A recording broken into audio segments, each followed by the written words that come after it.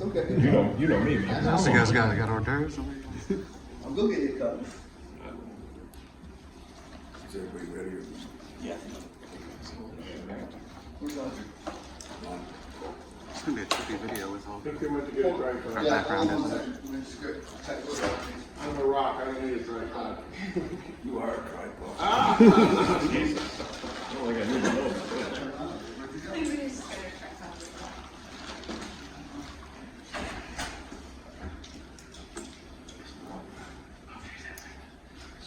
Well, I thought we'd have this because it was probably unfair to try to think you're going to get something last night that came this week. First I'll talk about evaluating the film. It was just a shame because we played good enough, hard enough to win. We took everything aside from a few question mark calls. We took everything else aside. Can't start out like we started out and expect to be good people. And while the assistant Brian Gregory said what starts bad ends bad, some truth to it. And the start just got us in a hole, and it, both mentally and physically, and that hurt. But I'd be remiss if I didn't say that the best it was in 5 years, and it's always been pretty good. But I thought it was just at an elite level, and I've had numerous coaches, because probably a lot of people watched the game because not many people played, but numerous texts, and those were some of the things. There were some other things that they said that I kind of agreed with, but for the most part, if we would have started out better, I think we would have found a way to win it. We had produced an awfully good team. As far as Rutgers, it's going to be another rock fight. I've never seen, Steve is one of my favorite new guys in the league because he coaches with some passion. These kids are tougher than nails. He coaches that way. Like Matt, and they've got some veterans now, Hay and those guys, and Louis, those guys have been there 3 and 4 years. They're playing together. They added one guy who's a heck of a player and guard, and so they've got both size, speed. They got more size than anybody when you think about their guards are 6'5", 6'7", 6'8". Kind of like a bunch of 6'7" guys in there, and then Louis, who's a beast and one of the most athletic guys in the league. So we feel like we're going to figure out what we're going to do at practice today. We're going to practice, but it's probably going to be more walkthrough and everything as we try to navigate maybe the combination of strange schedule and the injury, and how we can maybe get Pierre more ready, how we can get a couple of those bigs more ready if we have to go big more often, and make some more adjustments. As far as Malik, as of today, it's about what it was when I talked to you last night. There is light at the end of the tunnel, which we thought the tunnel was closed, but the specialist has come up with something that seems to think it's healing fine. It just is not all the way there yet, and maybe he tweaked it like Jaden Akins did. Questions? Well, so is that, when you're trying to figure out what you have the rest of the year, is that some measure of relief for you today? Well, it's as I said to my team in an early morning meeting and to Malik, at least the door's open. The door was locked 2 days ago, to be honest with you. It was locked, and the door's open. What that means, I don't know, and I really don't. I have no idea. I mean, I'm so confused by medicine right now. The only thing that confuses me more about medicine is politics, and the only thing that confuses me more about politics is Twitter, and the only thing that confuses me more about politics, medicine, and Twitter is the NCAA. So those guys take up all my time, so I don't really know, but it's a more positive sign than it was. I mean, there's the crack that I think they maybe thought they saw is more or less the healing process. Malik also had a broken toe big toe early in his career, and that there's scar tissue in there. So there's just, I don't know, I try to stay out of the medical side of it, but I do believe that he has a chance to play. Is it in a week? I doubt it. Is it in 2 weeks? Maybe. Is it in 3 weeks? Possibly. And then, then you restart the whole process of getting him back and getting him in. But if Malik would have played in the last 2 games 10 or 15 minutes without practicing, we would probably have a better chance to win, just because we need some bodies in there that know what they're doing.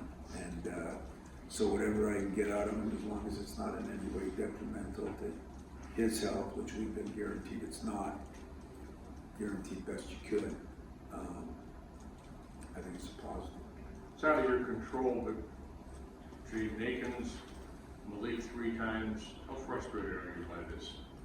I think and then the Zebras, I think you could tell last night. I am frustrated because, there is no question, I would say this, and then someone says, well, yeah, I've already got my butt chewed about complaining about officials or the schedule, or the combination of all those things has been something, but this summer there's no question that Malik and Jaden were 2 of my best players. And Jaden isn't back yet, but he's good. It's just going to take now getting the confidence in his shot and figuring out what to do. But Malik was really playing at an elite level. He's shooting the ball so much better. And so that's frustrating. It's frustrating for me to see him go through that. I kind of hope that that doesn't happen. But there's a lot of people worse off than we are, so just got to keep on marching. Having already played a little bit without Malik time, do you think or hope maybe that sort of lessens the shock effect on the team? Well, lessens the shock, but what it doesn't lessen is the fatigue factor, or, is it fair that I played Joey 37 minutes a game for 3 straight games? Probably not. Like everybody will say, well, that's the way it is, and so-and-so plays that way. And, for the most part, Edie played 37 last night. A different kind of 37, but he has played 30 minutes a game. The rest of the guys are under 30. And, I think Lawyer was at 27 for the year, 26. And, Villanova played that way, but we're trying to run, and that's a big part of our offense. As you can see, we're not running as good either. One reason is we're putting everything into our rebounding. And we did out-rebound. We're plus 8 or 9 in the league, which is amazing.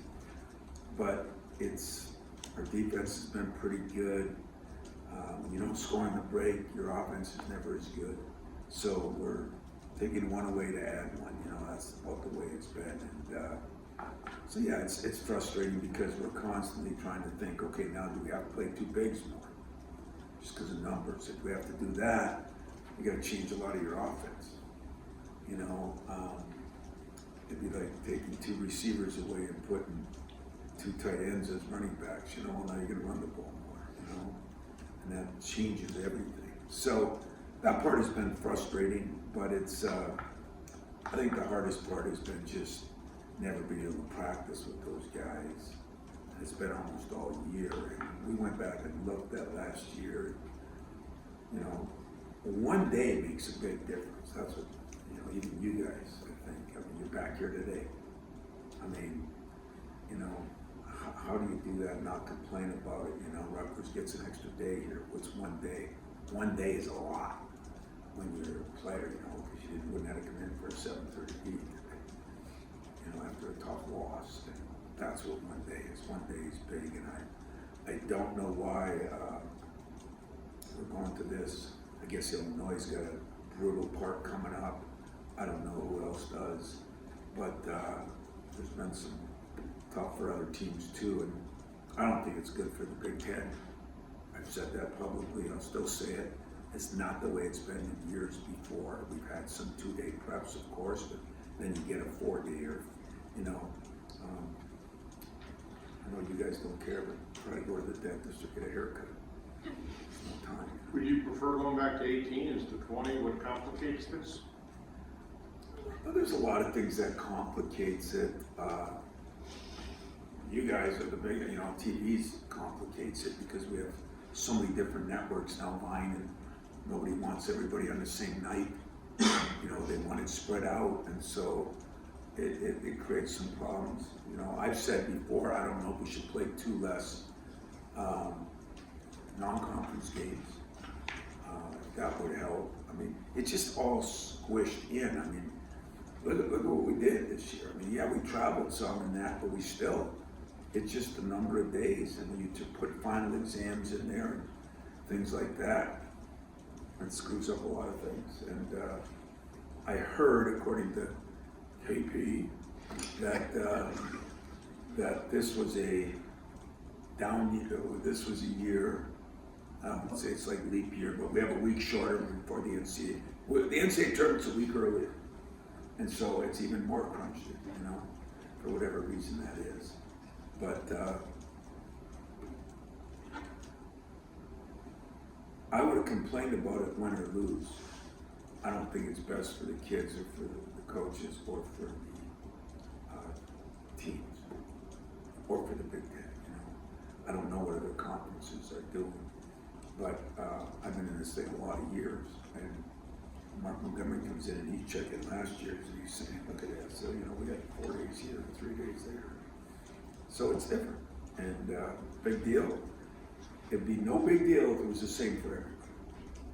When it's not, it's a bigger deal. You talked about getting some more guys ready. What is the challenge of doing that this time of year compared to? Well, when you don't get to practice, it's really challenging. Maybe that's why the added frustration,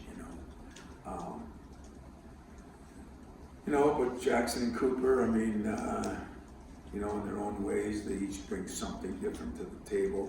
But Pierre's we got to get more out of Pierre. I mean, it's simple. What does that look like? What does more out of him to you look like?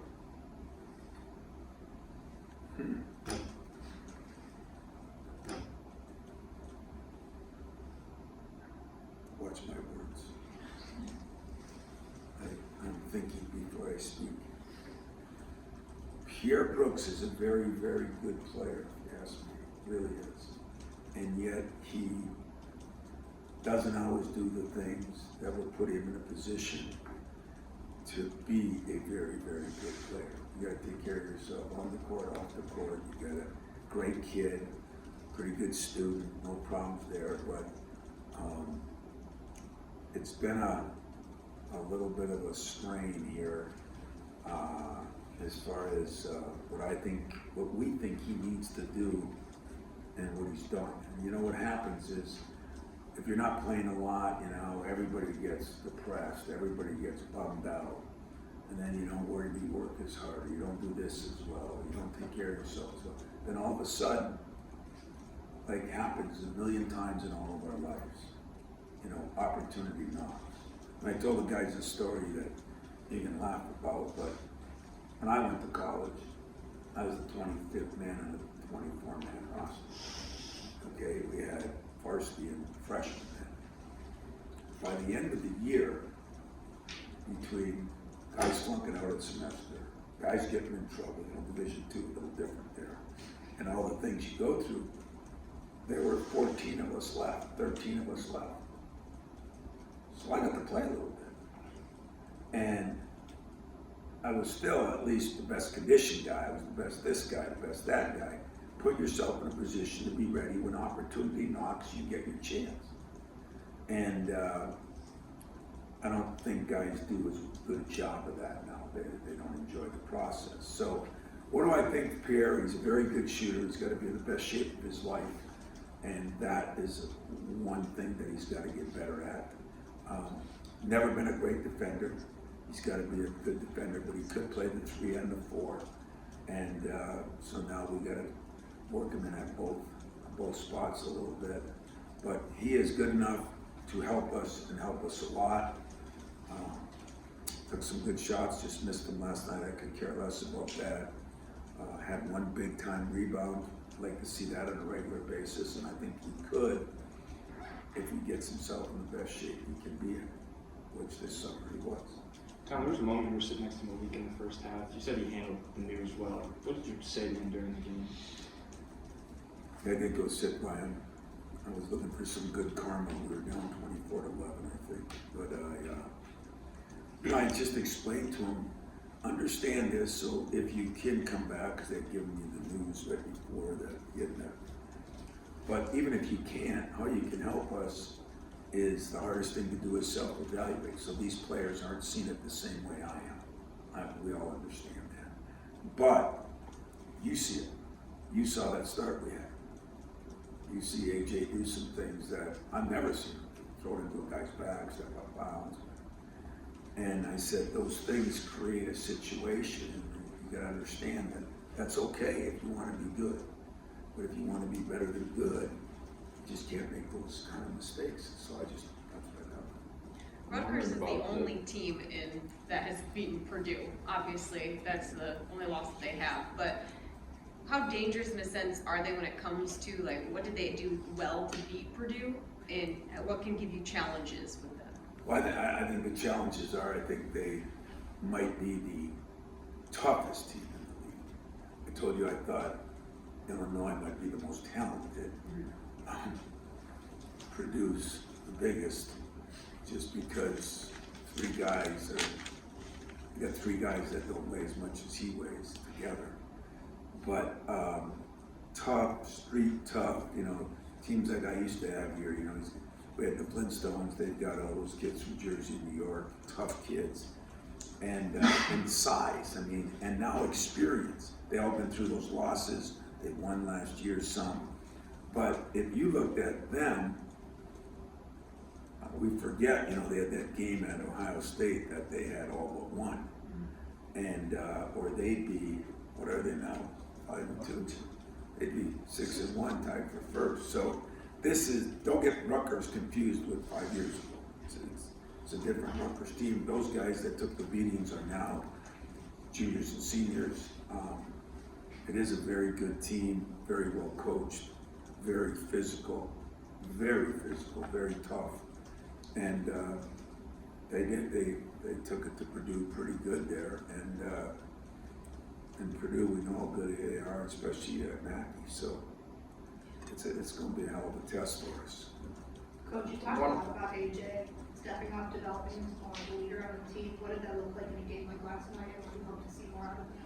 Well, I told him, after those first 5 minutes, he kind of reverted back a little bit, and I grabbed him in the timeout, and I said, you ain't gonna do it, I'll sit you. I already showed it doesn't matter. And where I saw some leadership skills in that, he wanted to come back, and he knew he was wrong, and he adjusted. And then the second half, there's a couple of times he came over and said, hey, Coach, I'm gonna run this team, I got this, I got that. I saw mountains of growth in him, mountains, and he too, we gotta figure out how we can balance those minutes. It's not only the minutes you play, but like Joey, sometimes he's in stretches, and we took him out, and Marty got his fourth foul, so we put him back in 25 seconds later. So sometimes it happens to AJ a little bit, because we're a lot better with him on the court than we are off the court. But his leadership is growing. It's still in the process, but he's definitely moments like that are worth millions to me. That moment you mentioned about Monty getting his fourth, you went too big at that point, right? We did. For a couple of seconds. Yeah. And I guess, how much did you guys work on that before this? And as the second part of that, how is Omarui different maybe than Edie and Danger? Yeah, well, we worked on it almost none. A couple of times. Carson played the four just because when we got the second group, he has to play the four. But for the most part, we worked on it none. We just lost Malik, and then we had the quick turnaround again, and we couldn't practice one of the days because we were walking. We got home at 2:30 in the morning, so we didn't work on it much. But we can put in a package, almost like. Again, like football puts in a package where they go big, they might put tight end in the backfield, We can put in packages, a few plays to get around it for a while. And we're going to do some of that today. But, you know, what I'd really prefer is Pierre to get where he could, it gives us some flexibility. And so that'll be part on Pierre, part on us. And yet, I think you'll see us go, you know, bigger sometime, for sure, but it limits us in other areas. I don't like learning from losses, but is this one of those rare occurrences where the way you played the last 30 minutes without arguably your best player against the number 3 team in the country can help you a little bit, or is that hogwash? I don't think it's hogwash. I mean, I tell my team, I mean, very seldom after a loss, I tell them I was proud of them. I was proud of them. I thought we competed as well as we've competed in a couple of years, because it was that kind of game. I mean, the intensity of that game, I don't know what it was like sitting there. I guess I was sitting there too. But the intensity of that game, as friends of mine all over the country sent me, I mean, you know, they said you could feel it coming through the TV. And I had to agree with that. And so, and that's a credit to Purdue too. But, so I think you can learn from a loss. The problem is, you know, in 1 week you had 2 games where you're leading late. And, you know, Illinois not quite the same, but you hope to find a way to win and you find a way to lose. Now part of that is those teams are probably a little more talented, a little better than us. And yet, as I say all the time, most talented teams don't win. The teams that play the best do. So we've got to do a little better job down the stretch. You know, AJ, I mean, just think about him. He's shooting the ball so well from the free throw line. I think he was 86 coming in. yeah, and he was 3rd or 4th in the league, and misses 2, you know. Those kind of things, you know, and that's not his fault. He's worked on it, he's improved enormously, 20%. But those are plays you gotta make if you're gonna win big games, so. How is he different than the other 2 big guys? Yeah, Amagoui is so athletic and so long. I mean, his arms are lengthened. I mean, I'd like to know his standing reach might not be too far from Edie's. You know, he's just got very long arms and very athletic and a great lower body, legs and that. He's physical, and but he doesn't shoot as well. Doesn't shoot as well from the free throw line. Not as dynamic of a scorer in there as of course Edie is, but he's a good player. You know, it's like they've got about 4 of those guys that have been together the whole time, and so that means they've been through the real bad times, they've been through the decent times, and then last year and this year they're going through the good times, and that can be rewarding, uplifting. This will be one of the better teams we played this year, I promise you. Anything else, Scott? Fred? Can I ask a side bit? I thought you were doing something individual, but Thursday they're honoring the first responders with Mike Garland. Can you just give another thought of how appreciative you are? Yeah, you know, I'm really glad you brought that up because I just had a meeting on it this morning along with everything else I'm meeting on. But we wanted to do something. We wanted to make sure Mike was back healthy, which he is. He was in here today. But, you know, in sports, you always talk about miracles, you know, things that happen, you know, the Buffalo, the past, the miracles there. But it was so ironic that we saw a football player that was nationally publicized going through a lot what Mike went through. Very, very similar situation on what the heart did and what's going on, and he's recovering, Mike's recovering. But the people, to think that in our community where 70% of the people just drove by, if somebody drove by one more car, you know, my buddy wouldn't be here. They wouldn't have taken, it was one more car. It was that close second-wise. You can only be out for so long, as we all know, and there's a little leeway according to who you are and what you are, but those guys responded and saved his life. I mean, legitimate heroes, legitimate. But there were so many other people, you know, and when I don't know if the sheriff's department witnessed the different things that happened. First the guys that came, then the police, then the paramedics, then in the hospital, you know, and then I was there the next day for 2 days. And you just realize what a team of people it takes. And I've said this, and I mean it, whether it's our nurses, whether it's teachers.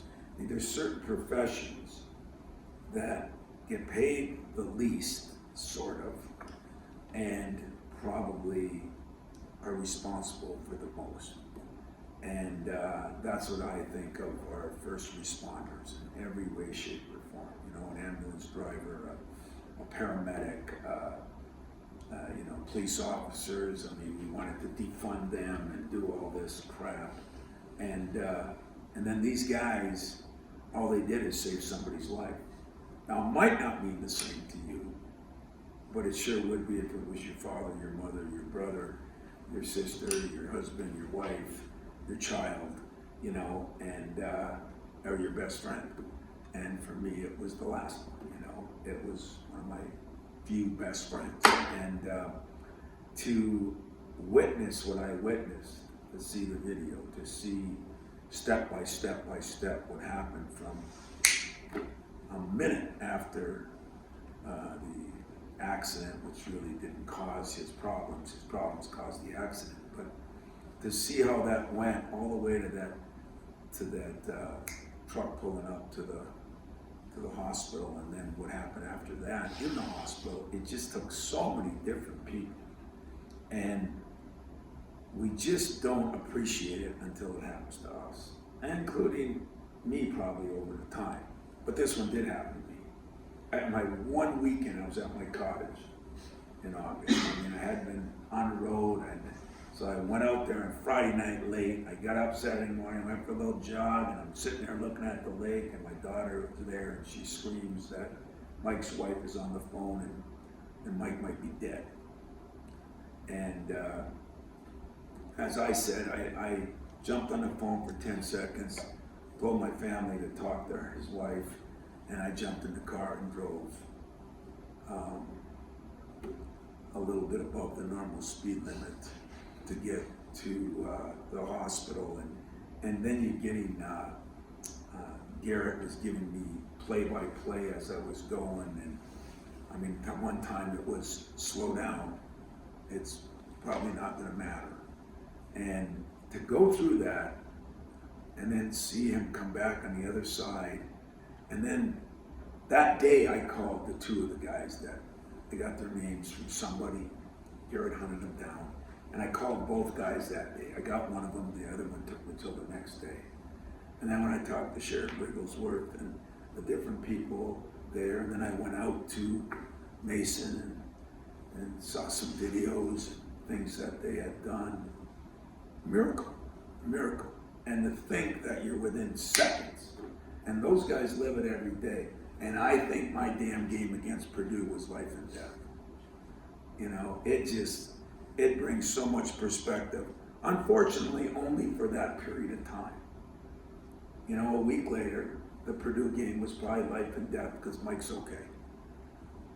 But I think honoring those people, and there's so many of those people we should honor every day that do so much for us that we don't. We do a good job with the military. I don't think we do as good a job with the police. I don't think we do as good a job with the first responders.